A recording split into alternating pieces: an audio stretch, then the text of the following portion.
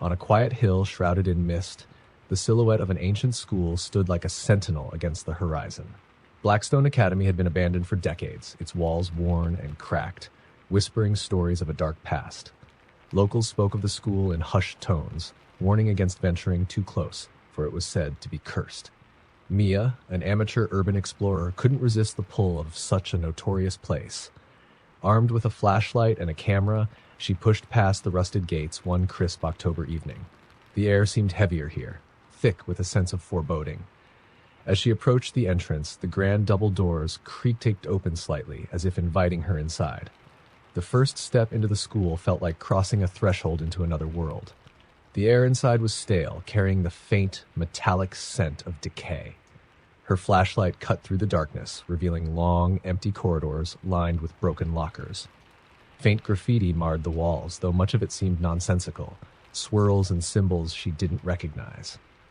As she stepped deeper into the building, the temperature dropped, and the silence became oppressive, broken only by the sound of her own breathing and the occasional drip of water echoing from somewhere unseen. Mia had just begun photographing the decayed grandeur of the main hall when she noticed something odd in the viewfinder. A shadow moved across the far end of the hall, but there was no one there. Her heart raced, but she rationalized it as a trick of the light.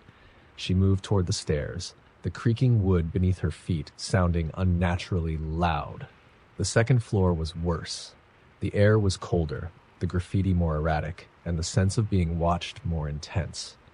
Mia paused outside what seemed to have once been a classroom.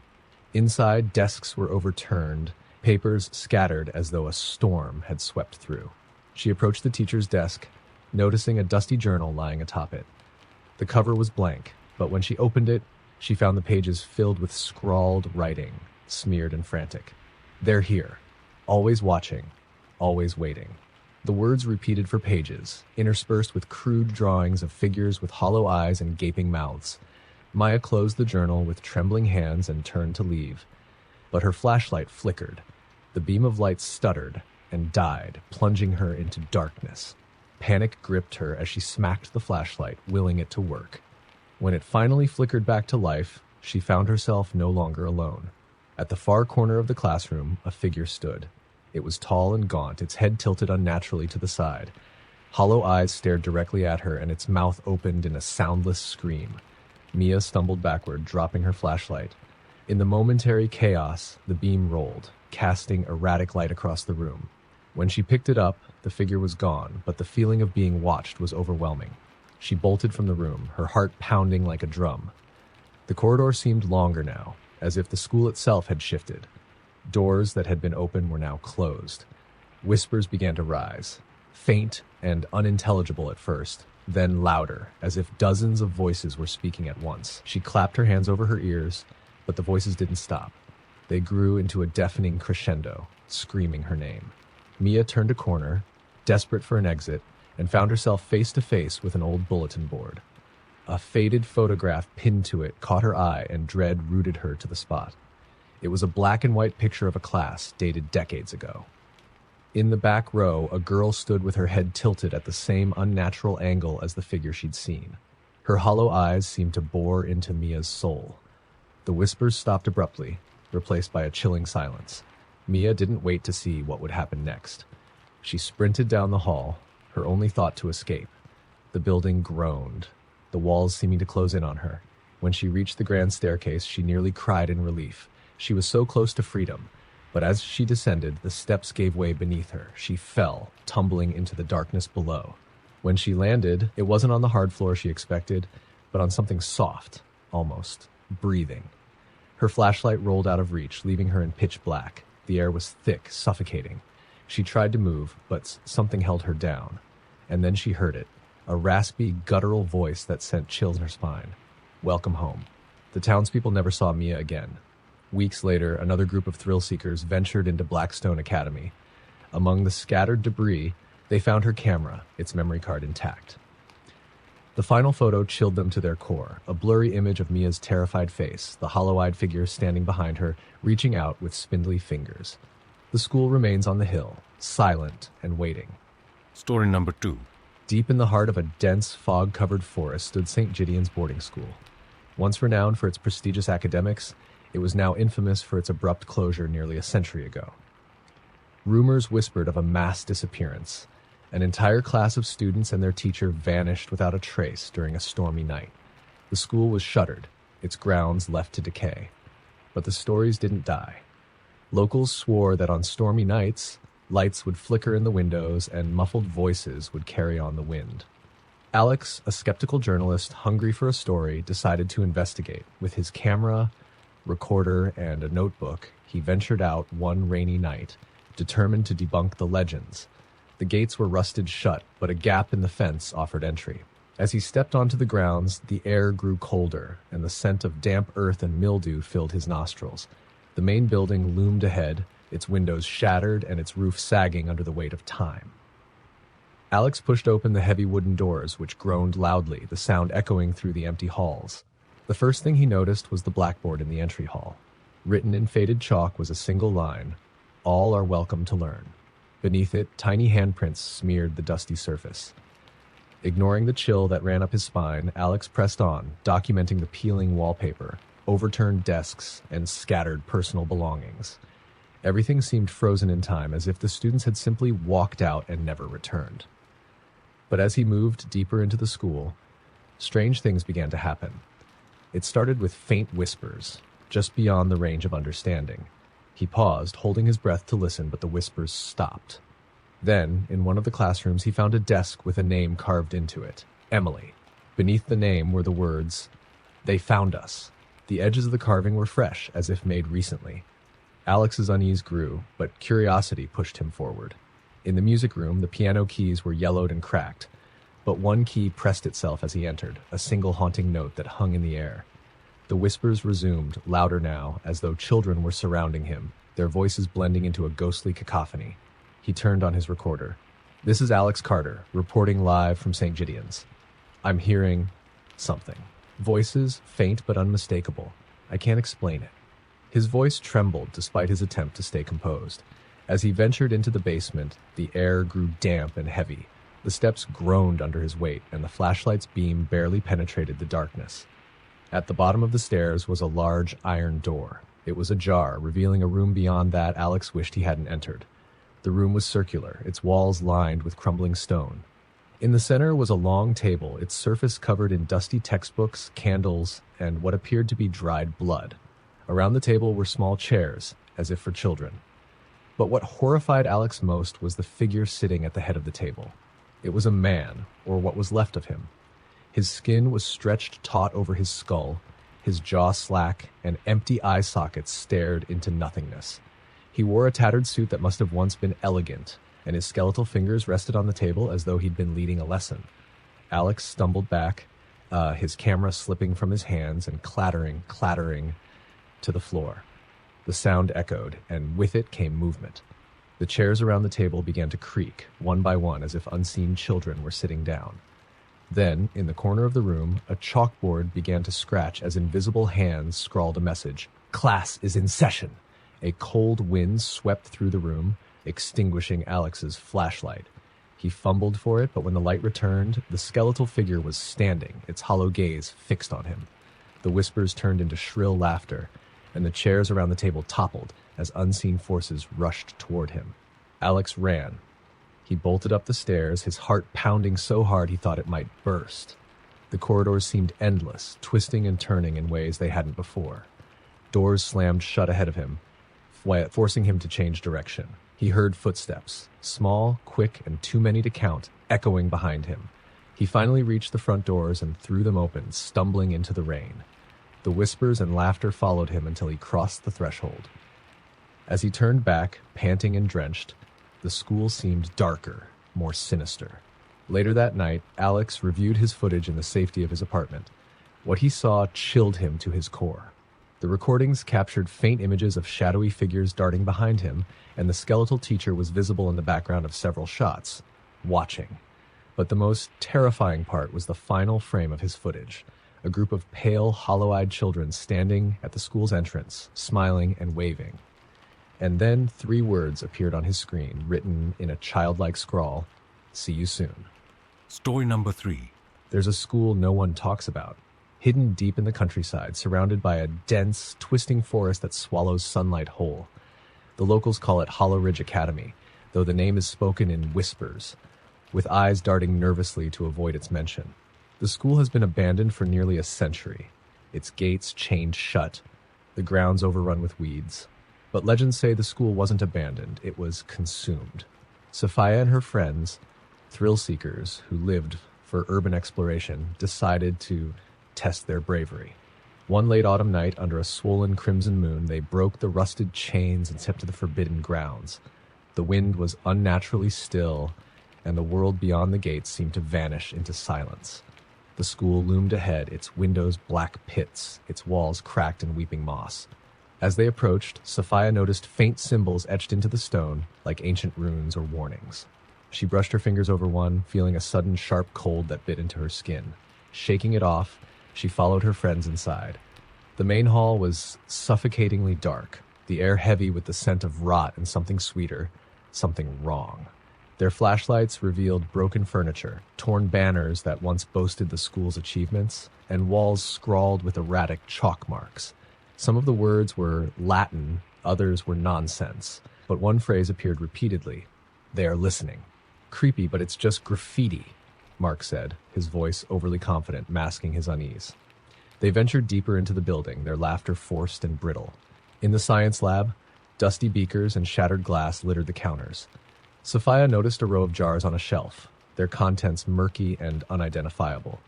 One jar caught her attention. It contained what looked like an eye, but as her flashlight lingered on it, the eye twitched, swiveling to meet her gaze. She yelped, dropping her flashlight. "What's wrong?" Claire asked, rushing over. Sophia pointed, but when Claire looked, the jar was empty. "You're just scaring yourself," Claire said, though her voice wavered. As they moved through the school, strange things began to happen. Doors that had been opened slammed shut behind them. The sound of footsteps echoed in hallways they knew were empty. Whispers began to creep into the edges of their awareness, faint and indistinct, growing louder the longer they ignored them. In one classroom, they found a blackboard filled with writing that hadn't been there moments before. The chalk was still moving, scrawling frantically as if an invisible hand were at work. The words read, "Do not speak. Do not run. They are here." "What the hell is this?" Mark muttered, his bravado crumbling. "Let's just leave," Claire said, gripping Sophia's arm. But when they turned to go, the door slammed shut, and the temperature plummeted. Their breath misted in the air, and the whispers turned into giggles, childlike, but hollow and wrong. A shadow moved in the corner of the room, then another. Dozens of them began to emerge from the walls, figures barely more than outlines, their eyes glowing faintly. The friends huddled together as the shadows encircled them, the giggles growing louder, sharper, almost angry. "Stay calm," Sophia whispered, though her voice shook. One of the shadows stepped forward. It was vaguely human, but its proportions were wrong, too long, too thin. Its face was featureless, except for a wide, toothy grin that stretched unnaturally. It raised an arm, and the giggles stopped abruptly. "Why did you come here?" It rasped, its voice like dry leaves scraping stone. We'll leave," Mark stammered. "We'll go right now." The figure tilted its head, the grin growing wider. "No one leaves." The shadows surged forward, and the flashlights flickered out. Sophia screamed, feeling cold hands clawing at her, pulling her into the dark. For a moment, she saw Claire's face, twisted in terror, before everything went black. When Sophia woke, she was alone. The school was silent, the air heavy and dead. She searched frantically for her friends, but they were gone. Every room she entered was empty, yet she felt eyes on her, watching, waiting. The whispers were faint now, like a memory she couldn't shake. Desperate, she ran to the front doors, but they wouldn't budge. The windows were bricked over, the hallways a maze that never led to the same place twice. She was trapped. Years later, new thrill seekers found Hollow Ridge Academy. They ventured inside, laughing nervously at the local legends. In the main hall, they found a single desk, its surface carved with a message: "Don't come here. Don't stay. They listen. They take. You will never leave." Beneath the message was a name scratched deep into the wood: Sophia. Story number 4. In a forgotten corner of the city, hidden behind a crumbling brick wall and overgrown ivy, stood Redvale Academy. Once a school for the gifted, it had closed abruptly 50 years ago, its history erased and its grounds abandoned. The locals claimed the school was cursed, though few knew why. They only knew that no one who entered ever came back the same. Ethan, a young history enthusiast, was determined to uncover the truth. Armed with a flashlight, his phone, and a notebook, he slipped through a gap in the wall one cold November night. The air around Red Vale was unnaturally still, and the towering Gothic structure seemed to lean toward him as if beckoning him closer. The heavy front doors groaned as he pushed them open, revealing a grand foyer cloaked in dust and shadows. His flashlight swept across broken chandeliers, torn banners, and a floor scattered with debris. But as he stepped inside, the door slammed shut behind him, and a deep, resonant hum filled the air. Ethan froze, his breath catching in his throat. "It's just the wind," he whispered to himself, though he wasn't convinced. The first few rooms he explored were eerily normal. Desks overturned, forgotten notebooks decaying on shelves, and walls defaced with graffiti. But as he ventured deeper into the school, the air grew colder, the silence heavier. It was in the library where things began to unravel. The room was vast, its shelves stretching toward a high, vaulted ceiling. Most of the books were missing, leaving behind rows of gaping emptiness. In the center of the room was a single desk, and on it sat a book bound in cracked red leather. It wasn't covered in dust like everything else. It looked new. Against his better judgment, Ethan opened it. The pages were filled with names, each written in black ink. The ink looked wet, glistening under the beam of his flashlight. As he flipped through, he froze when he reached the last page. Written in fresh ink was his own name, Ethan Carter. A sound broke the silence, the soft rustle of paper. He looked up to see pages flying off the shelves, swirling through the air like a storm. The hum from the foyer returned, louder this time, and the temperature plummeted. Ethan stumbled back, dropping the book, and the storm stopped instantly. He didn't want to stay, but curiosity kept pulling him forward. He climbed the grand staircase to the second floor, his footsteps echoing unnaturally. At the top, he found a long corridor lined with classroom doors, each marked with strange symbols instead of numbers. One door stood ajar, and from within came a faint, rhythmic tapping. He approached cautiously, his flashlight trembling in his hand. Inside, rows of desks faced a chalkboard covered in frantic, overlapping writing. Words like help, run, and they see were scrawled in every direction. At the teacher's desk sat a figure, its back to him, hunched over as if writing furiously. "Hello?" Ethan called out, his voice barely above a whisper. The figure stopped. Slowly, its head turned, revealing a face that was pale, hollow-eyed, and impossibly stretched, like wax melted and warped. Its mouth split into a jagged smile, teeth yellow and sharp. Ethan stumbled backward as the figure rose, its movements jerky and unnatural. The chalkboard began to screech as invisible hands dragged chalk across its surface, forming a single phrase, "You're here forever." Ethan ran. The corridor seemed to stretch endlessly, the doors multiplying as if mocking his escape. He could hear footsteps behind him, uneven and quick, accompanied by a soft, wet laughter. His flashlight flickered, and for a moment he saw them, shadows spilling from the walls, their hollow eyes fixed on him, their mouths whispering his name. He finally found the staircase and descended 2 steps at a time, his heart pounding. But when he reached the foyer, it was unrecognizable. The chandeliers now dripped with something dark and viscous, and the walls pulsed as if alive. The front doors were gone, replaced by a smooth, featureless wall. "No, no, no!" Ethan screamed, pounding on the wall. The laughter grew louder, a cacophony of voices rising around him. He turned, pressing his back to the wall as the shadows closed in. One of them stepped forward, its body shifting and flickering like static. It reached out with a hand that ended in long, jagged claws and touched his chest. The world went black. Weeks later, a group of explorers found Ethan's flashlight and notebook in the library. The notebook was open to the last page, where a new name had been added to the list in red ink, Ethan Carter. The explorers didn't notice as their own names began to appear on the next page. As they left the library, a low hum filled the air. The school was hungry again. Story number 5.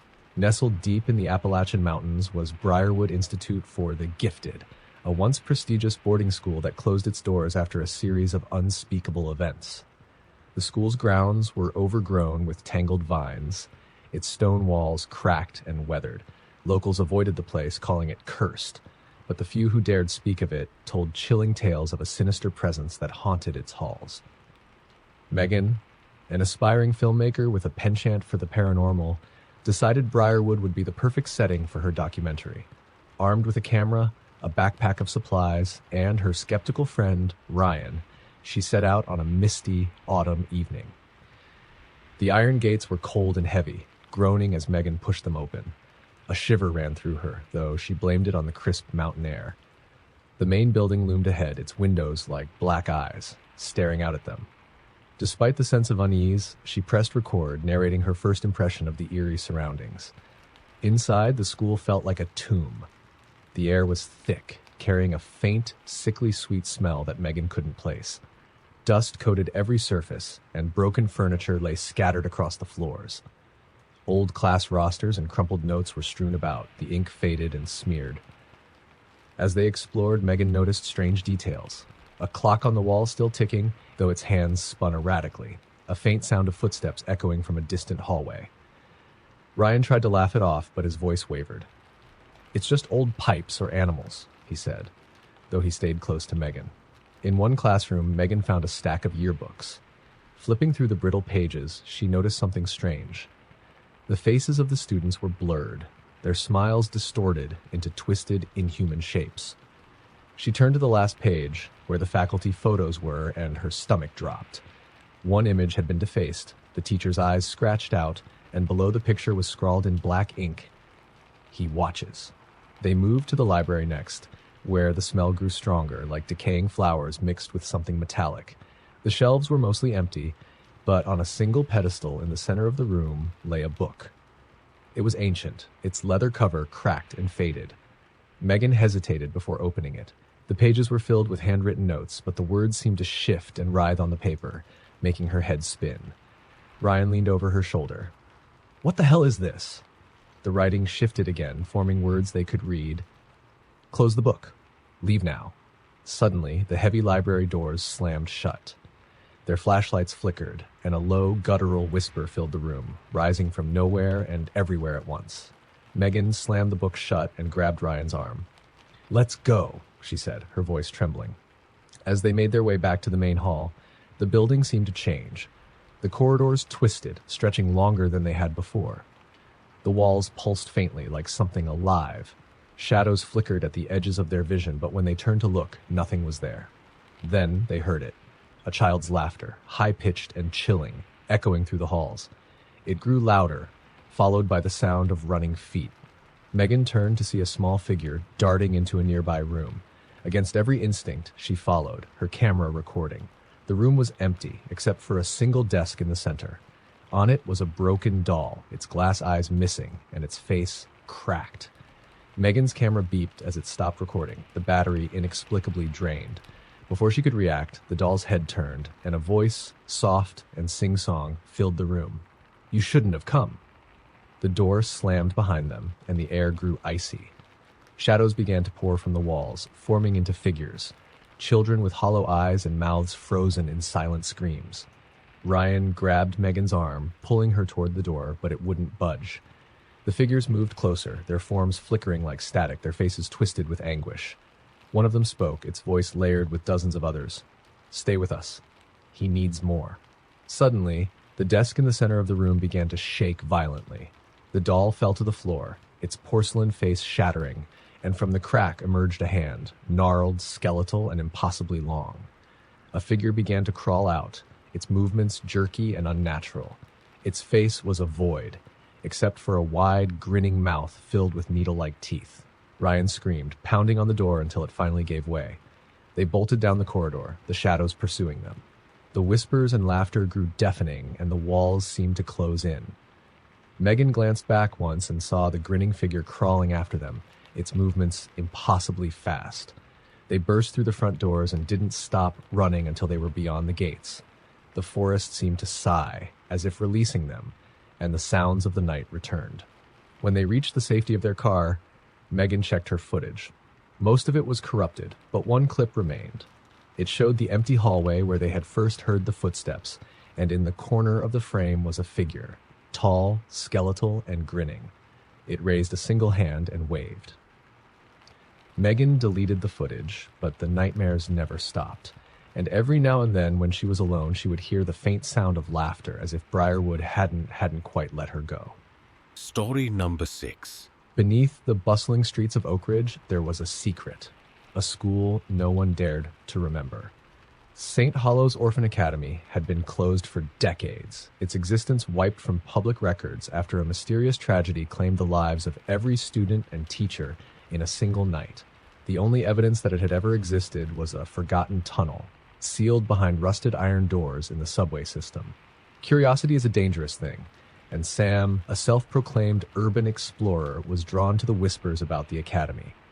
Armed with a flashlight, a camera, and a backpack of essentials, he ventured into the tunnels one night, guided by a map he had pieced together from old blueprints and rumors. The iron doors stood like silent sentinels, their surface covered in strange, intricate carvings. Sam hesitated as he traced a symbol with his finger, a spiral with jagged edges that seemed to pulse under his touch. With a deep breath, he forced the doors open. Cold air rushed out, carrying the faint smell of mildew and something far worse, something sour and metallic. His flashlight beam cut through the darkness, revealing a long, arched corridor lined with cracked tiles. At the end of the hallway was another door, this one slightly ajar. The silence was oppressive, broken only by the soft crunch of his boots against debris. As Sam pushed open the second door, his flashlight flickered, revealing the interior of a decayed classroom. Desks were overturned, chalkboards cracked, and a single small shoe lay in the center of the room, coated in dust. "This is perfect," he muttered, lifting his camera. As he adjusted the lens, a faint scraping sound echoed from the hall. He froze, listening. It stopped. Convinced it was just debris shifting, he resumed filming. But the sound came again, louder this time, like nails dragging across stone. Sam turned toward the hallway, his flashlight trembling in his grip. "Hello? Is someone there?" His voice bounced off the walls, swallowed by the darkness. No response. He pressed forward, moving deeper into the school. Each room he entered seemed worse than the last. Desks arranged in strange patterns, words scrawled across the walls in a language he couldn't read, and faint handprints smeared on the windows as if pressed from the inside. In the cafeteria, the tables were overturned, and the air was thick with a sickly, sweet smell. The flashlight revealed a message carved into the floor: "We never left." Sam's heart raced. "Okay, just creepy graffiti," he whispered to himself. But the sound of laughter, a high, brittle giggle, sent him spinning around. His flashlight caught the briefest glimpse of movement, a shadow darting across the doorway. "Who's there?" he called, but the only response was more laughter, echoing from multiple directions now. The temperature dropped sharply. His breath fogged in front of him as the sound of footsteps began to circle him, slow and deliberate. He backed into the nearest corner, his camera clutched tightly, its red recording light the only thing keeping him grounded. The flashlight flickered, and for a split second, he saw them. Children, pale and emaciated, their eyes black pits, their mouths stretched into wide, unnatural smiles. They stood perfectly still, staring at him. When the light steadied, the room was empty. Sam bolted from the cafeteria, his pulse thundering in his ears. The school seemed to shift around him, the hallways twisting and elongating. No matter which way he turned, he ended up back at the same door, a large, ornate frame with the word "Headmaster" etched into the glass. A cold dread washed over him, but something compelled him to enter. The room beyond was dimly lit, a single lamp flickering on the headmaster's desk. The walls were lined with bookshelves, their contents rotting and damp. In the center of the room sat a chair, its back to him. He stepped closer, drawn against his will, as the chair slowly turned to reveal its occupant. The headmaster, or what was left of him, was a grotesque figure, his flesh sagging and gray, his eyes hollow sockets. His skeletal fingers drummed against the armrest as he spoke, his voice low and wet. "We've been waiting for you, Samuel." Sam stumbled back, dropping his camera, but the door slammed shut behind him. The laughter returned, louder and more frenzied, as the room filled with shadows. They poured from the walls, the ceiling, the floor, surrounding him, their black eyes glowing faintly. The headmaster rose from the chair, his movements impossibly fluid. "You'll stay with us?" he said, his smile widening until it split his face. "Forever." Sam's screams echoed through the halls of St. Hollow's, fading into the void. When rescue crews searched the tunnels weeks later, they found the iron doors sealed once more. Outside the doors lay Sam's camera, the battery drained, but the memory card intact. The footage was shaky, but the last frame was clear. Sam's terrified face, reflected in a pair of black, hollow eyes. No one dared open the doors again. But late at night, the sound of laughter sometimes drifts through the tunnels, faint and mocking. Story number 7. The small, unassuming town of Blackwood had one rule everyone followed: never visit Hollow Creek after sunset.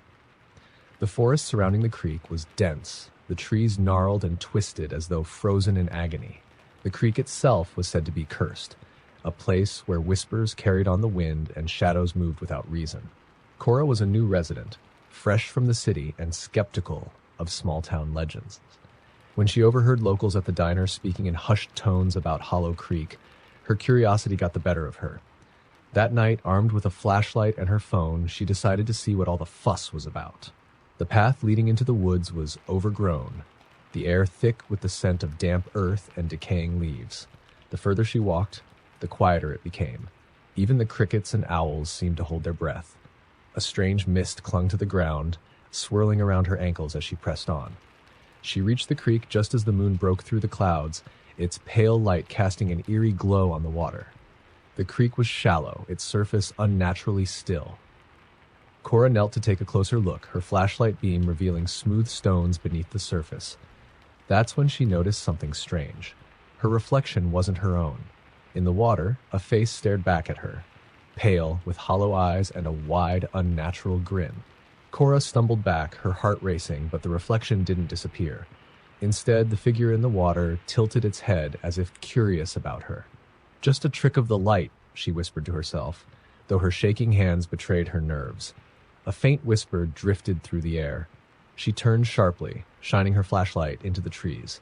The beam caught movement, something tall and thin slipping between the trunks. "Hello?" she called, her voice wavering. The whisper came again, louder this time, but it wasn't a single voice. It was many, overlapping and dissonant. The temperature dropped suddenly, her breath fogging in front of her. She decided she'd had enough and turned to leave, but the path she had taken was gone. In its place was a dense thicket of trees, their branches clawing at the sky like skeletal hands. Panic set in as she tried to retrace her steps, but the more she moved, the more the forest seemed to close in around her. The whispers grew louder, now accompanied by the soft sound of footsteps. She spun around, catching fleeting glimpses of figures just beyond the reach of her flashlight. Their shapes were wrong. Elongated limbs, twisted faces, and glowing, empty eyes. Her phone buzzed in her pocket, startling her. She fumbled to pull it out, relieved to see she had a signal. But her relief turned to horror when she saw the message on the screen. "Why are you running?" The phone slipped from her hands, and the whispers turned into mocking laughter. She ran blindly, branches tearing at her clothes and skin, the laughter following her like a predator. She tripped, falling hard onto the damp ground. When she looked up, she was no longer alone. A circle of figures surrounded her, their faces obscured by shadow. Their heads tilted in unison as they stared down at her. One stepped forward, its movement impossibly fluid, and reached out with a hand that ended in long, bony fingers. Cora scrambled back, but the figure's touch was cold and paralyzing. Its face came into view, distorted and inhuman, with a mouth that stretched impossibly wide. It leaned close, its breath icy against her skin, and whispered, "You shouldn't have come." The world went dark. The next morning, hikers found Cora's flashlight and phone near the creek. The phone's screen was cracked, but it still displayed one last photo, a blurry image of the figures in the forest, their glowing eyes staring directly at the camera. Cora was never seen again, but those who ventured too close to Hollow Creek swore they could hear her voice among the whispers, calling for help. And sometimes in the stillness of the night, her face appeared in the water, staring back with hollow eyes and a twisted grin. Story number 8. There was a house at the edge of town that no one dared approach. Known only as Thistlewood Manor, it stood like a decaying monument to its own dark history. Its windows were shattered, its roof sagging, and its yard overgrown with weeds. But the most unsettling thing about the manor was its door. No matter the time of day or year, the door was always slightly ajar, as if waiting for someone brave or foolish enough to enter. Claire was both. A thrill-seeker and amateur paranormal investigator, she had heard the whispers about Thistlewood Manor and couldn't resist. Armed with her camera, a flashlight, and a recorder, she arrived just as the sun dipped below the horizon, casting the house in deep shadow. The door creaked as she pushed it open. Inside, the air was heavy and damp, carrying the faint scent of mildew and something metallic. The floorboards groaned under her weight as she stepped into the foyer. Her flashlight revealed a grand staircase covered in peeling wallpaper and cobwebs, and walls lined with faded portraits of solemn-faced strangers. Their eyes seemed to follow her as she moved. "Let's see what secrets you're hiding," Claire muttered, switching on her camera. The first floor was eerily quiet. Rooms filled with dust-covered furniture and broken knickknacks told the story of a family that had once lived there. But the deeper she ventured, the more she felt watched. Shadows seemed to stretch unnaturally, flickering at the edges of her vision. In the dining room, she found a long, ornate table set with decaying silverware and plates, as though waiting for a meal that never came. As she filmed, her flashlight flickered, and for a moment she thought she saw a figure standing at the far end of the table. When the light steadied, it was gone. Claire decided to head upstairs, where the air grew colder with each step. The hallway was lined with doors, some ajar, others firmly closed. She picked one at random and stepped inside. The room was a child's bedroom, filled with toys that looked as though they hadn't been touched in decades. A doll sat in the center of the bed, its porcelain face cracked, its glass eyes staring unblinkingly. As she moved closer, her recorder crackled to life, a faint voice breaking through the static. "Don't wake him." Her blood ran cold. "Who's there?" she called, her voice trembling. The recorder fell silent, but the air in the room felt charged, as if the house itself were holding its breath. Claire turned to leave, but the door slammed shut with a deafening bang. The doll toppled from the bed, landing at her feet. Its head turned to face her, and a soft, childlike giggle filled the room. She bolted, yanking the door open and racing down the hall. But the house had changed. The hallway stretched endlessly, the doors multiplying.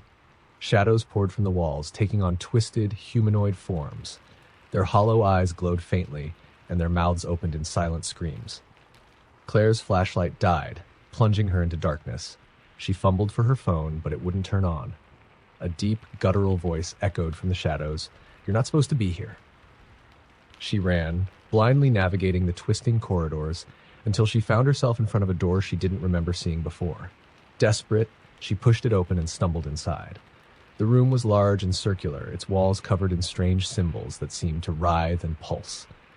In the center stood a tall mirror, its surface black and rippling like liquid. Claire approached it cautiously, her breath hitching as she saw her reflection, or rather what should have been her reflection. The figure in the mirror was her, but wrong.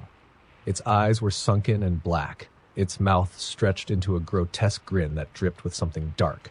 It raised a hand and waved. Claire screamed as the figure reached through the mirror, its fingers clawing at the air. She turned to run.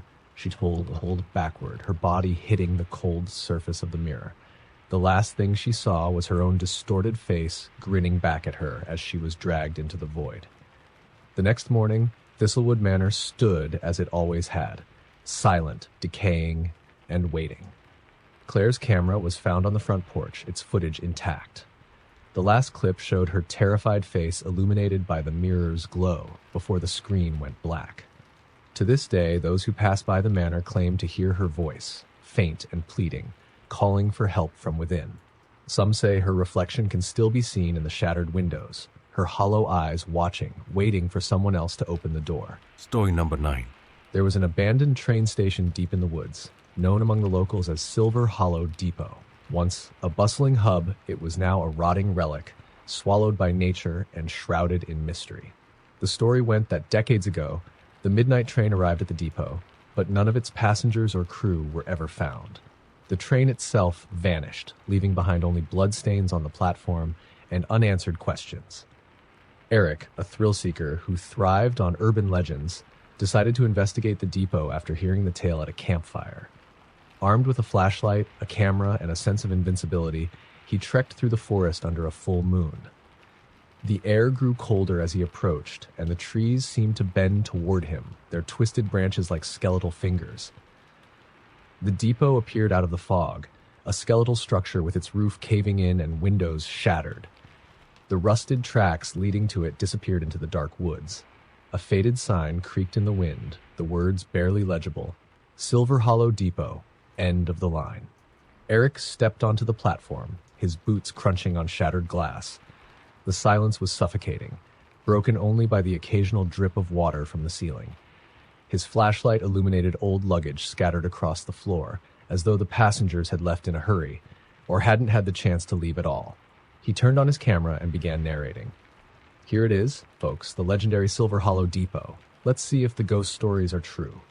As he explored, he noticed strange details. The clock on the wall, cracked and stained, still ticked, but its hands spun erratically. A faint hum echoed from the tracks, like a train approaching from far away. Eric brushed it off as his imagination, chalking it up to the eerie atmosphere. He entered the station's waiting room, where rows of decaying benches faced a large, grime-covered window overlooking the tracks. A strange chill settled over him and his breath fogged in the air. His flashlight flickered as a sound echoed through the station, a soft, rhythmic tapping, like footsteps. "Hello?" Eric called, his voice bouncing off the crumbling walls. There was no response, but the tapping grew louder, coming from the platform. He turned toward the window and froze. A figure stood on the tracks, barely visible in the moonlight. It wore what looked like an old-fashioned conductor's uniform, its posture rigid and unnatural. The figure's head tilted slowly, as if noticing him for the first time. Then it raised a hand and pointed directly at him.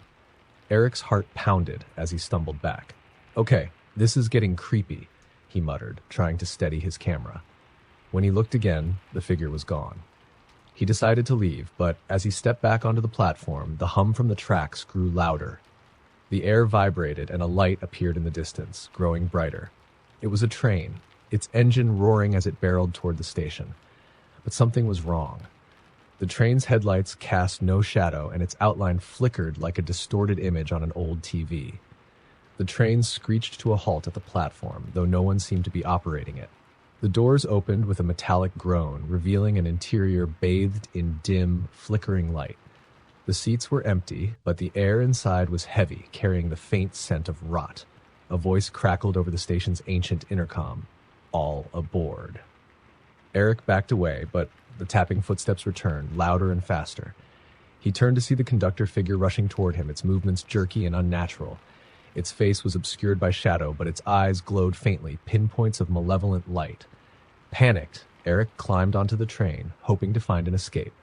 The doors slammed shut behind him, and the train lurched forward, speeding into the darkness. The lights inside flickered wildly, revealing passengers that hadn't been there before. Figures slumped in their seats, their faces pale and lifeless, their eyes staring straight ahead. Eric stumbled through the cars, desperate to find a way out. The farther he went, the more the train changed. The walls oozed with dark liquid, the seats warped and twisted. The passengers turned their heads as he passed, their necks creaking like rusted hinges. Finally, he reached the last car, where a massive window looked out into the void. The train wasn't on tracks anymore. It was suspended in a vast, endless blackness. A voice came from behind him, low and guttural. "End of the line." He turned to see the conductor, its face now visible, a hollow skull with jagged teeth and empty sockets.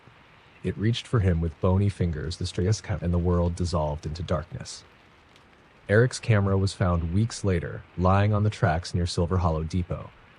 The footage was mostly static, but the final frame showed the interior of the train, filled with shadowy passengers staring at the lens.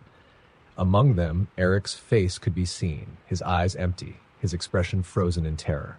The station remains abandoned, but some nights, locals claim to hear the distant whistle of a train that hasn't existed for decades. And if you're unlucky enough to stand on the platform, you might feel a cold hand on your shoulder, guiding you toward the end of the line. Story number 10. The school was a relic of a bygone era, its towering spires silhouetted against the pale glow of the moon. Its name, Blackridge Academy, had been whispered among locals for generations, always with a mix of fear and superstition. Stories of unexplainable disappearances, chilling echoes in the empty halls, and the overwhelming feeling of being watched kept most away. But for Emily, a curious and somewhat reckless high school junior, the rumors were exactly what drew her in. It started innocently enough, a dare from her friends during one of their late-night hangouts. "Stay a night at Blackridge," her friend Mason had said, grinning. "See if you can survive the ghosts." The others laughed nervously, but Emily, always eager to prove herself, took the challenge. With nothing but her flashlight and her phone, she crept through the rusted gates of the school at midnight. The air was heavy with the scent of decay, and the silence was oppressive. The main doors creaked open with a sound that sent chills down her spine, but she pressed on. The grand foyer stretched out before her, its once beautiful chandeliers now draped in cobwebs and the marble floors cracked and filthy. Her footsteps echoed loudly, as if the building itself was alive and listening. She wandered the dark corridors, her flashlight casting eerie shadows on the graffiti-covered walls. Every so often, she thought she heard faint whispers, but when she stopped to listen, there was only silence. A feeling of unease began to creep in, but she told herself it was just the isolation playing tricks on her. The first true sign of something being wrong came in the library. As she stepped inside, the faint smell of old paper filled her nostrils. The bookshelves loomed like skeletal giants, their contents rotted and forgotten. She felt a sudden, inexplicable chill and turned to see a single book lying open on a nearby table. It hadn't been there a moment ago. She approached cautiously, her heart pounding. The book was ancient, its pages brittle and yellowed. The text, written in a language she didn't recognize, seemed to ripple as if alive. Then the whispers returned, louder this time and unmistakably real. They seemed to come from all around her, a cacophony of voices speaking in that same strange language. Panicked, Emily slammed the book shut, but the whispers didn't stop. They grew louder, angrier. The air grew colder, and she could see her breath misting in front of her. Suddenly, the library door slammed shut with a deafening bang. She ran to it, tugging at the handle, but it wouldn't budge. The lights in the room flickered and died, plunging her into darkness. Her flashlight refused to turn on, and the only light came from the faint bluish glow of the book on the table. As she turned to look at it, she saw them, shadows moving, coalescing into human-like forms. Their eyes were hollow, their mouths stretched in silent screams. They reached for her, their shadowy hands clawing through the air. Emily screamed and threw herself against the door with all her might. This time it burst open, and she stumbled out into the hallway. The whispers followed her, growing louder and more frantic. She ran, not caring where she was going, as long as it was away. The halls seemed to twist and stretch, leading her in circles. Doors slammed shut as she approached, and windows revealed only endless darkness outside. The building was alive, a malevolent force that had no intention of letting her leave. Finally, she found herself in what appeared to be the principal's office. The room was untouched by time, as if someone had left just moments before. A large desk stood in the center, and behind it, a portrait of a stern-looking man with piercing eyes hung on the wall. As she entered, the door slammed shut behind her, and the man in the portrait seemed to turn his gaze directly on her. The whispers stopped, replaced by a deep, guttural voice that seemed to come from everywhere. "You shouldn't have come here," it said. The desk drawer slid open by itself, revealing a small, blood-stained notebook. Against her better judgment, Emily picked it up. The notebook detailed the history of Blackridge Academy, a place of learning that had turned into a prison for its students. Decades ago, a headmaster obsessed with perfection had subjected his students to cruel punishments, claiming he was purging their imperfections. When parents discovered the truth, they stormed the school, but by then it was too late. The headmaster had locked the gates, trapping everyone inside. A fire consumed the building, and none survived. The voice returned, softer now, almost pleading. "Release us," it said. Emily barely had time to process the words before the walls of the office began to crack, and ghostly faces emerged from the plaster, their eyes wide with desperation. The room shook violently, and the portrait of the headmaster burst into flames. She realized what she had to do. Clutching the notebook, she ran back through the twisting halls, the spirits guiding her this time. They led her to the basement, where a massive iron door stood. The whispers surrounded her again, this time urging her forward. The notebook seemed to burn in her hands as she opened it to the final page. Words appeared before her eyes, written in blood, "End it." Without hesitation, she threw the notebook into the darkness beyond the iron door. The building let out an earth-shattering roar, and the spirits wailed in unison. The walls crumbled, and Emily sprinted towards the faint glow of an exit. Just as she crossed the threshold, the entire structure collapsed behind her. Standing in the ruins, she felt a strange sense of peace. The whispers were gone, and the air felt lighter. But as she turned to leave, she noticed something chilling. The iron gate had closed behind her, and etched into the stone was her name,